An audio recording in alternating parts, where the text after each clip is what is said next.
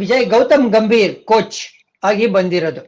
So ಏನ್ ನೋಡ್ತಾ ಇದೀರಾ ಈಗ ರಾಹುಲ್ ದ್ರಾವಿಡ್ ಗೌತಮ್ ಗಂಭೀರ್ಗೆ ಏನ್ ಬದಲಾವಣೆ ನೋಡ್ತಾ ಇದೀರಾ?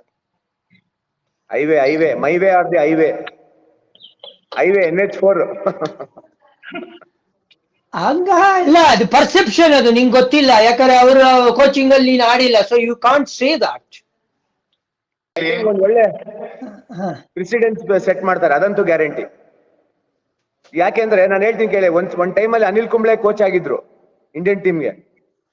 ಅದೇ ತರ ವ್ಯಕ್ತಿ ಇವ್ರುನು, ಮೋರ್ ಆರ್ ಲೆಸ್ ಡಿಸಿಪ್ಲಿನೇರಿಯನ್.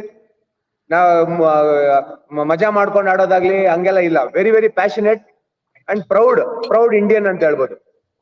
ಆ ತರ ವ್ಯಕ್ತಿ. ಅಂಡ್ ಅವರು ಸೆಟ್ ಮಾಡೋ ರೂಲ್ಸ್ ನ ಬ್ರೇಕ್ ಮಾಡಕ್ಕೆ ಅವರು ಅವಕಾಶ ಕೊಡೋದಿಲ್ಲ ನನ್ನ ಪ್ರಕಾರ. ಅಂಡ್ ಎಸ್ಪೆಷಲಿ ಈ ತರ ಯಂಗ್ಸ್ಟರ್ಸ್ ಇರೋದ್ರಿಂದ, ಇವಾಗ ಚಿಗುರ್ಕೊಂಡಿರೋ ಯಂಗ್ಸ್ಟರ್ಸ್ ಇದಾರಲ್ವಾ, ಇವ್ರಿಗೆಲ್ಲರಿಗೂ ಒಂದು ಕಲ್ಚರ್ ಸೆಟ್ ಮಾಡೋದು ಸಿಕ್ಕಾಪಟ್ಟೆ important. And I think it is a right move. ಇದೆ ರೈಟ್ ಟೈಮ್ ಅಲ್ಲಿ ಬಂದಿರೋಂತ ಕೋಚ್ ಗೌತಮ್ ಗಂಭೀರ್. ಎಲ್ಲ ಯಂಗ್ಸ್ಟರ್ಸ್ ಇದಾರೆ, ಅವ್ರಿಗೊಂದ್ ಸ್ವಲ್ಪ ದಾರಿ ತೋರಿಸ್ಬೇಕು. ಬನ್ರಪ್ಪ ಮಕ್ಳ, ಇಲ್ಲಿ ನಾವ್ ಆಡಿರೋದು ಹಿಂಗೆ, ನಮ್ ಲೆಜೆಂಡ್ಸ್ ಹಿಂಗೆ. ಅವ್ರಿಗೆ ಆಕ್ಚುಲಿ ಗೊತ್ತು ಯಾರು ಶ್ರೀನಾಥ್ ಏನು, ಕುಂಬ್ಳೆ ಏನು, ಇವರೆಲ್ಲಾನು ಯಾವ ತರ ಆಡಿದ್ರು ಕ್ರಿಕೆಟ್ ಅಂತ ಗೊತ್ತು ಅವ್ರಿಗೆ. ಅಂಡ್ ದೇ ಹ್ಯಾವ್, ಇನ್ಫ್ಯಾಕ್ಟ್ ನಾವು ಅವ್ರು ಮಾತಾಡೋದ್ರಲ್ಲೂ ಗೊತ್ತಾಗ್ತಾ ಇದೆ ಶ್ರೀನಾಥ್ ಕುಂಬ್ಳೆ ಅವ್ರ ಕಂಡ್ರೆ ಎಷ್ಟು ರೆಸ್ಪೆಕ್ಟ್ ಇದೆ ಅಂತ ಅಂದ್ಬಿಟ್ಟು ಅವ್ರಿಗೆ.